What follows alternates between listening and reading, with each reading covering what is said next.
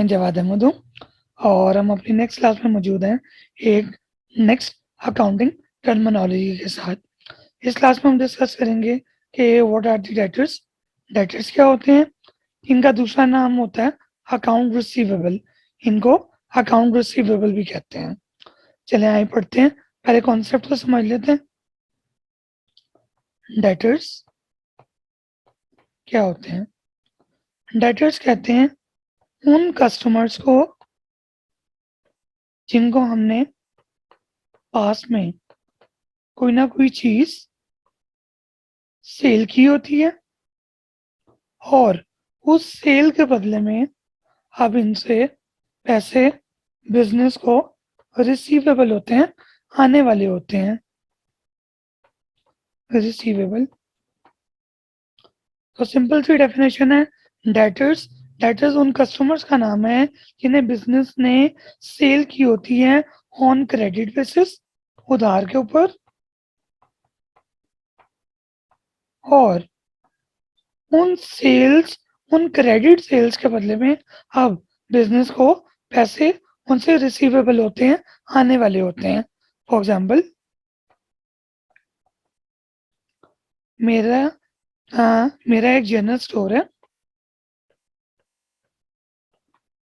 General store पे मैं grocery items cell करता हूँ। इन ग्रोसरी आइटम्स को मैं अपने कस्टमर को दो तरीके से सेल करता हूँ, एक कैश बेसिस पर और दूसरा क्रेडिट बेसिस पर। क्रेडिट मीन्स उधार की बेस पर।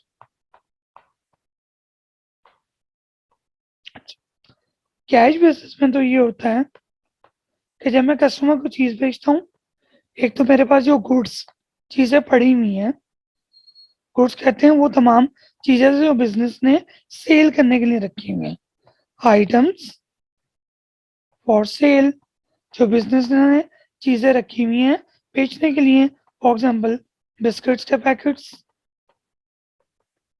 बॉटल्स और डिफरेंट तरह की ग्रोसरी आइटम्स।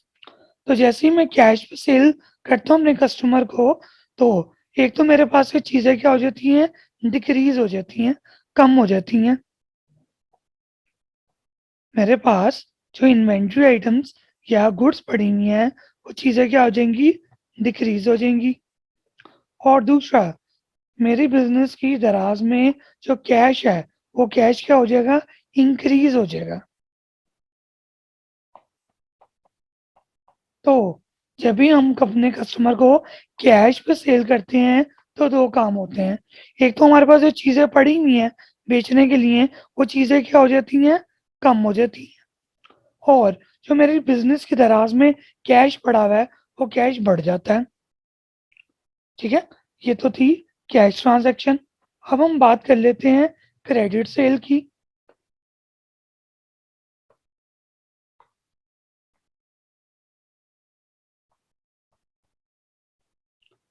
क्रेडिट सेल में क्या होता है हमारे पास? क्रेडिट सेल में दो काम होते हैं। एक तो हमारे पास जो चीज़ें पड़ी हुई हैं, गुड्स यानी बिस्किट का पैकेट और बॉटल्स वगैरह, वो चीज़ें क्या हो जाती हैं, डिक्रीज हो जाती हैं क्योंकि कस्टमर को बेच दी हैं वो चीज़ें आपने। और साथ मेरे पास कैश नहीं आता, बल्कि मेरा कस्टमर मुझे ये कह के चला जाता है कि जवाद भाई मैं 10 दिन बाद या 20 दिन बाद आपको इन चीज़ों के पैसे दे दूंगा।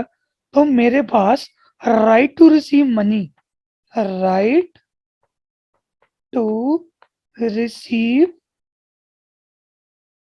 मनी इन फ्यूचर वो बढ़ जाता है कि मैंने अपने कस्टमर से फ्यूचर में पैसे लेने हैं, ये राइट मेरा बढ़ जाता है।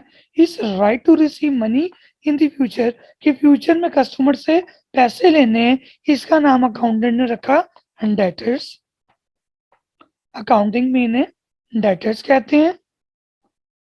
और दूसरा नाम इनके लिए इस्तेमाल होता है अकाउंट्स रिसीवेबल।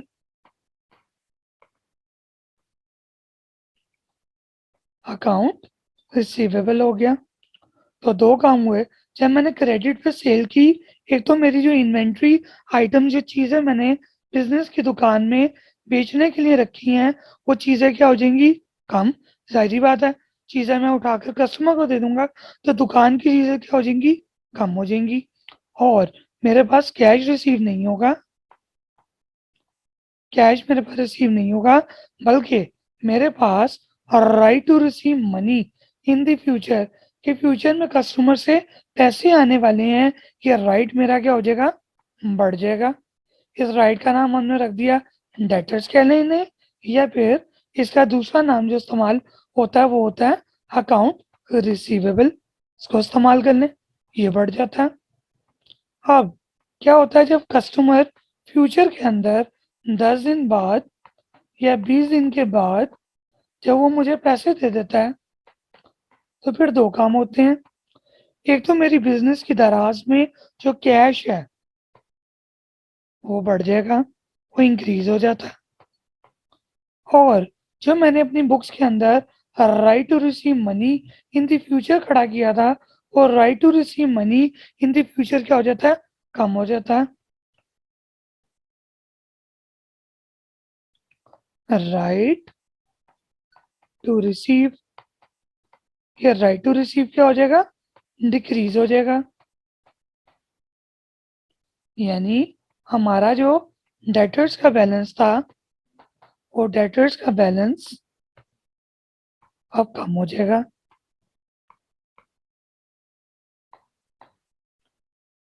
यानी मेनली सेल्स की हम बात कर रहे थे कि डेटर्स क्या होते हैं जी। पढ़ लेते हैं हम नोट से आकर। डेटर्स या account receivables are those customers, ये हमारे वो कस्टमर्स होते हैं फ्रॉम whom, जिनसे हमने एनी अमाउंट ऑफ ड्यूज, जिनसे हमने कोई भी पैसे लेने होते हैं, अगेंस्ट सेल्स, जो कि हमने इन्हें सेल्स की होती है, उनके बदले लेने होते हैं। क्या? दोबारा से एक दफा पढ़ लेते हैं। Customers from whom any amount of dues is receivable against sales made to them।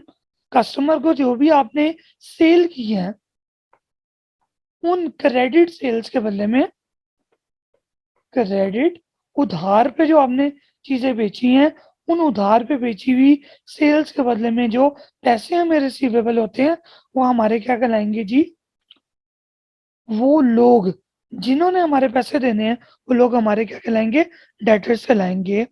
इसके अंदर एक बात, चलिए पहले हम पढ़ लेते हैं कि सेल्स इंक्लूड, सेल्स दोनों तरह की हो सकती हैं। सेल्स ऑफ इन्वेंट्री आइटम, हो सकता है आपने कोई ग्रोसरी आइटम्स, वो चीज़ें बेची हों जो आपने दुकान में बेचने के लिए रखी हैं, जिन्हें हम क्या कहते हैं? गुड्स वगैरह। ठीक है, गुड्स होगी हमारी जो हमने दुकान में बेचने के लिए इन्वेंट्री आइटम रखी हुई है।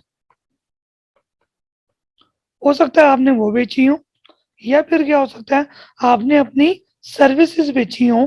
फॉर एग्जांपल मेरा काम है बच्चों को, मिसाल है ट्यूशन सर्विसेज प्रोवाइड करना, ट्यूशन सर्विसेज देता हूँ मैं स्टूडेंट्स को। तो मैं हूँ जवाद, और फॉर एग्जांपल मेरा कोई स्टूडेंट है उस्मान,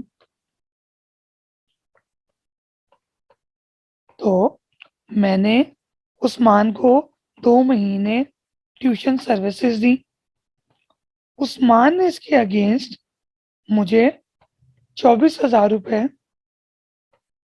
देने थे, लेकिन समहाउ उसने कहा सर मैं आपको फॉर द टाइम बीइंग ये पैसे नहीं दे सकता।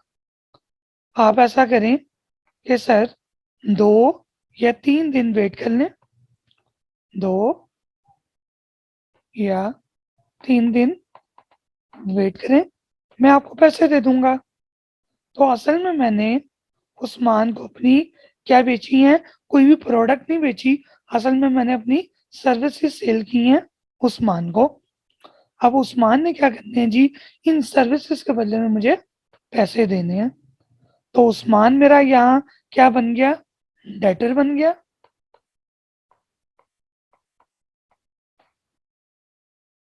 ठीक है, तो मैं कहूँगा फॉर एग्जाम्पल मैं अपनी फैमिली के साथ सड़क पे जा रहा था, एक गाड़ी के अंदर। मैं दूसरी तरफ से उस्मान को गुजरते हुए देखा, तो मैं यहीं से आवाज लगाऊंगा, देखो वो मेरा डेटर उस्मान जा रहा है। तो हर वो बंदा जिसे आपने कोई भी सर्विसेज अपनी बेची हो या फिर कोई ना कोई चीजें बेची हो और उन चीजों के बदले में उस बंदे ने आपके पैसे देने हो, तो वो बंदा आपका क्या होगा? डेटर होगा। अब थोड़ी एडवांस लेवल की बात कर लेते हैं, तो बेसिक बात थी। अब ये है कि आपको हर ऑर्गेनाइजेशन को चाहिए कि अपने डेटर्स के लिए एक ख़ास टाइम पीरियड डिसाइड करे कि कितने दिन बाद हमारे डेटर्स हमें पैसे दे दिया करेंगे। वो स्पेसिफिक टाइम पीरियड, जिस पीरियड के बाद हमारे डेटर्स हमें पैसे दे दिया करेंगे, वो हमारा क्या कहलाएगा? डेटर का टर्नओवर पीरियड कहलाएगा, जिसे अकाउंटिंग की जुबान में कहा जाता है debtor turnover ratio.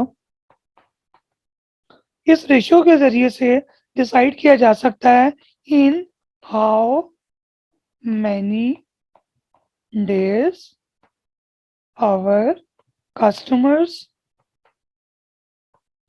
Are giving giving back their debts. हमारे कस्टमर हमें कितने दिन के अंदर पैसे वापस कर देते हैं। ये पीरियड, ये नंबर ऑफ डेज जितने कम होंगे उतना ज़्यादा बिजनेस के लिए सूटेबल है। एक बिजनेस को सक्सेसफुल कंसीडर किया जाएगा जितना ज़्यादा उसका डेटर टर्नओवर पीरियड कम हुआ करेगा। तो आज की क्लास में हमने कंक्लूड करते हैं, क्या पढ़ा? एक तो हमने पढ़ा कि डेटर्स क्या होते हैं। डेटर्स हर उन कस्टमर्स को कहते हैं जिन्हें या तो हमने अपनी इन्वेंट्री आइटम्स बेची हो, जो दुकान में आपने बेचने के लिए रखी हुई है, या अगर आपका काम है सर्विसेज देना, तो आपने अपनी सर्विसेज बेची हो। फॉर एग्जाम्पल ट्यूशन सर्विसेज दी हो। फॉर एग्जाम्पल आपका काम है लिफ्ट ऑपरेटर है, आप लिफ्ट ठीक करके कस्टमर को देते हैं, तो मेंटेनेंस सर्विस, उसके बदले में पैसे। तो हर वो बंदा जिसने बिजनेस के पैसे देने हैं उन चीज़ों के बदले में या उन सर्विसेज के बदले में जो एक बिजनेस प्रोवाइड करता है उधार के ऊपर, तो वो हमारा क्या कहलाएगा? वो बंदा हमारा, वो इंसान, वो शख्स हमारा क्या कहलाएगा? वो पर्सन हमारा डेटर कहलाएगा। हर बिजनेस को चाहिए कि अपने डेटर्स की एक डेटर टर्नओवर रेशो कैलकुलेट करें, ताकि पता लगे कि हमारा एक कस्टमर हमारे कितने दिनों के अंदर पैसे दे देता है। यूजुअली एक बिजनेस अपने हर डेटर के लिए, डेटर 1, डेटर 2, डेटर 3, हर एक डेटर के लिए एक खास टाइम लिमिट असाइन करता है कि फॉर एग्जाम्पल जवाद साहब हैं, उनके लिए 30 दिन है, क्योंकि जवाद साहब का ऐसा बिजनेस है कि फॉर एग्जाम्पल वो स्कूल का बिजनेस करते हैं। 30 दिन बाद स्कूल के बच्चे क्या करते हैं? फीस आकर देते हैं। तो जवाद के लिए उन्होंने लिमिट डिफाइन कर दी 30 दिन। दूसरे बंदे हैं, कोई है उस्मान, उनका है पेट्रोल का बिजनेस। उनका ये होता है डेली बेसिस पर पैसे आते भी हैं जाते भी हैं, तो उनके लिए हमने लिमिट डिफाइन कर दी 7 दिन। तो एक बिजनेस अपने कस्टमर की बिजनेस की नेचर के हिसाब से एक टाइम लिमिट उन्हें असाइन करती है। उस टाइम लिमिट के अंदर कस्टमर से पैसे आ जाने चाहिए। जितनी जल्दी ये कस्टमर बिजनेस के पैसों को वापस कर देगा उतना ज़्यादा बिजनेस सूटेबल कहलाएगा। तो ये डेटा टर्नओवर रेशियो आपने हमेशा देखनी है कि ये कम से कम हो। Hope the concept has been clear. So let's meet in the next class. Thank you for your time.